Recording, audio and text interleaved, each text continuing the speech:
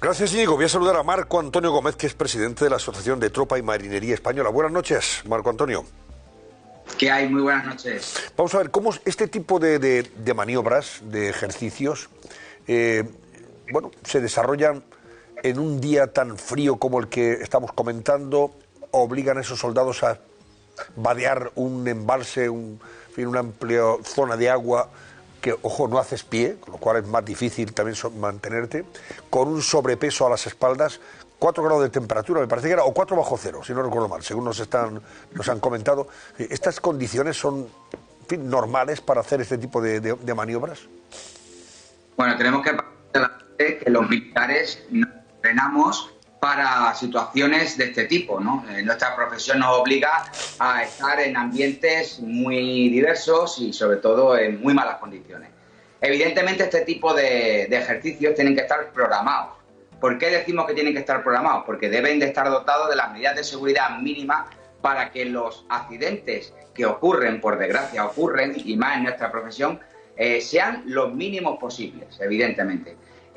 Todo lo que ha ocurrido ha sido un desencadenante de muchísimos factores que evidentemente han acabado con la vida de nuestros 2 compañeros, lamentablemente. Entonces, lo que hay que hacer es retrotraerse y ver dónde ha habido ese tipo de fallos para que esto evidentemente no vuelva a ocurrir. Pero sí que los militares nos entrenamos en situaciones límites en nuestra profesión y estamos obligados a ello.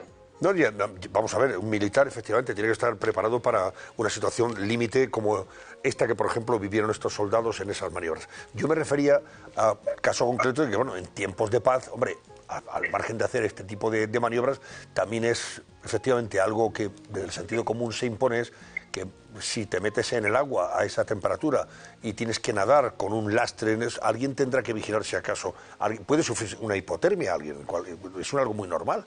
En una acción de guerra, pues mire usted, es una desgracia y fallece el soldado y no pide.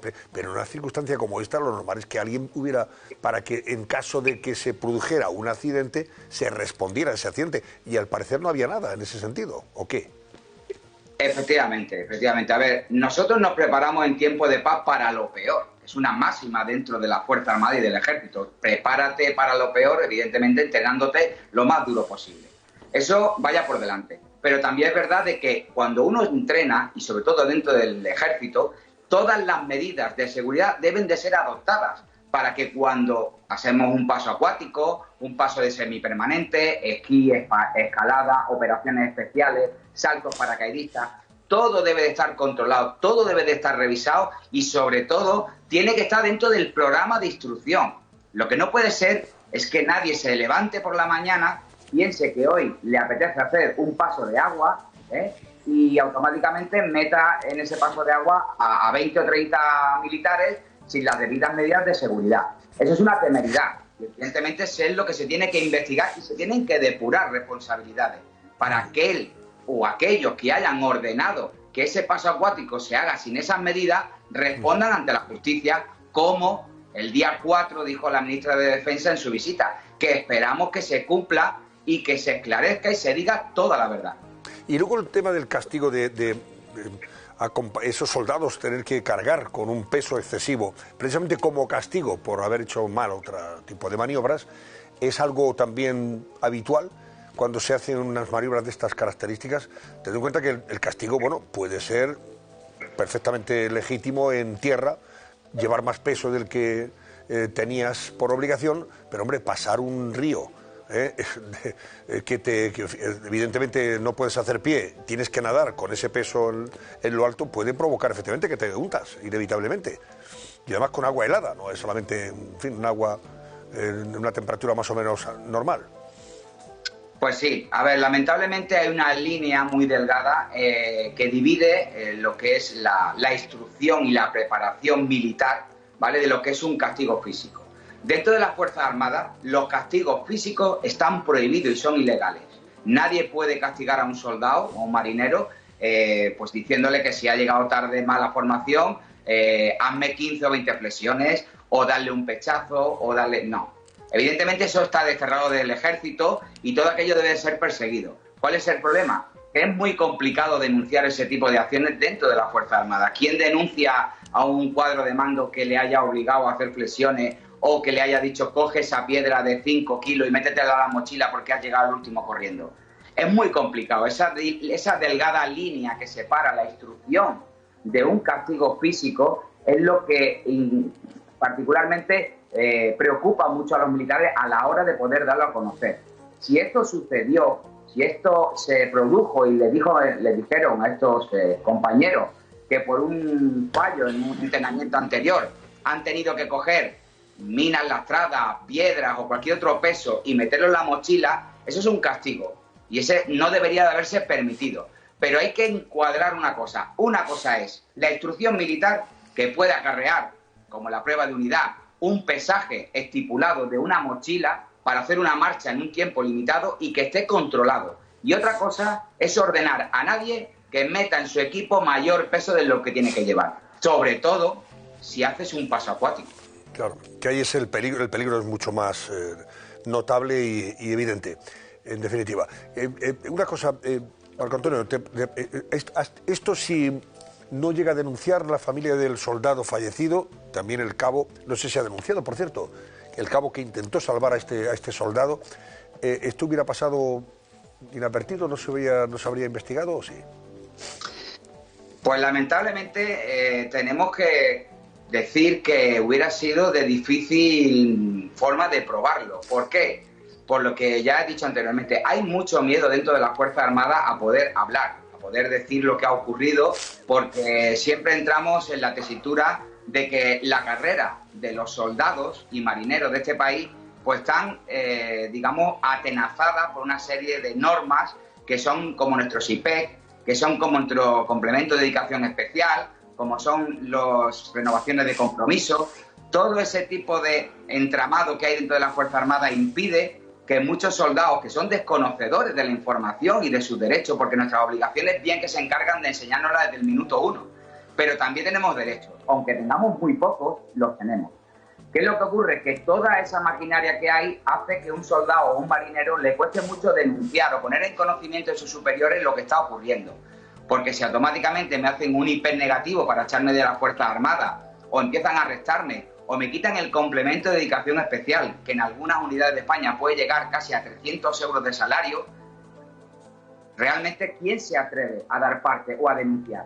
Pues evidentemente los que llevamos muchísimos años, los que somos ya fijos dentro de las Fuerzas Armadas y los que nos hemos preocupado de informarnos sobre nuestros derechos. Somos los que damos un paso al frente. Pero ¿qué ocurre? Que contra nosotros es difícil ir. Es más fácil ir contra un chico o una chica de 18 años que se está instruyendo, que ha entrado con ilusión, que ha entrado con vocación, pero que desconoce sus propios derechos. Esa es una materia que las asociaciones y ADME ha cogido por bandera de informar a todos los militares de sus derechos, porque las obligaciones ya las sabemos. ¿Quién sería el responsable último de esta situación que se vivió ahí en Cerro Muriano, concretamente? ¿La persona, el oficial mayor que estaba al frente de las maniobras? Pues eso tendrá que determinarlo la justicia, una vez que se haga la investigación y ver de quién partió la orden, si en la escala de mando jerárquico hubo algún eslabón que falló, porque los mandos subordinados podían haber perfectamente, si habían observado que faltaban esos medios de seguridad que debían haber estado, tendrían que haber informado a su mando superior. Entonces, entendemos que hay que dejar que la investigación avance, que sobre todo haya unas declaraciones libres de los soldados que estuvieron allí, que sufrieron a sus propios compañeros de verlos cómo se ahogaban, que la verdad salga adelante y que evidentemente el Ministerio, si hay responsabilidades, llegue hasta las cotas que tenga que llegar, sea el capitán, sea el coronel, sea el general o sea un sargento. Hay que llevar y depurar cualquier responsabilidad que haya tenido alguien en este hecho. ¿Qué faltó como medidas de seguridad básicas en ese ejercicio?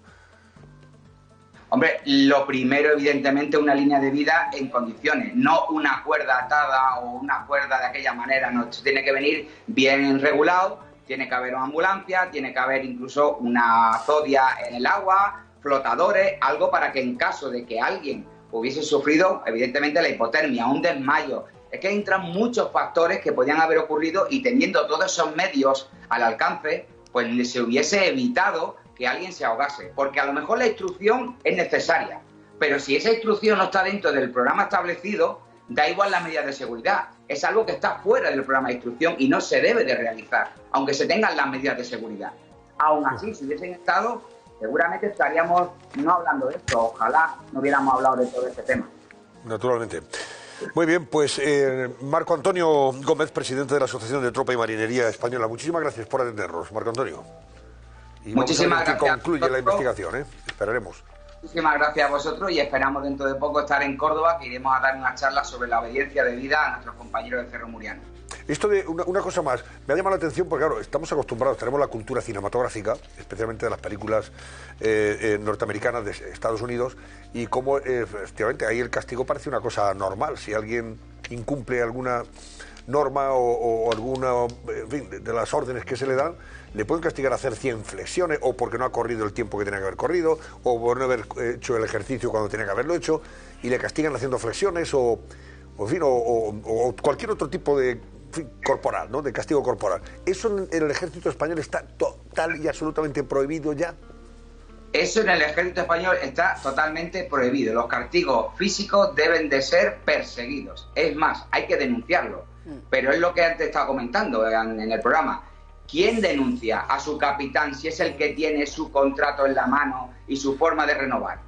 ¿Quién le hace a un capitán entender que no puede mandar flexiones a un chico o a una chica porque haya llegado tarde o porque lleve las botas sucias? Estamos hablando, lo que he dicho antes, la línea que divide el castigo físico de la instrucción militar es muy delgada y se apoya muchas veces la instrucción militar para reconducir y justificar un castigo físico. ¿Cuál sería entonces el castigo que se emplearía para penalizar alguna indisciplina de esa naturaleza? La que está dentro de la norma, lo que es el régimen disciplinario.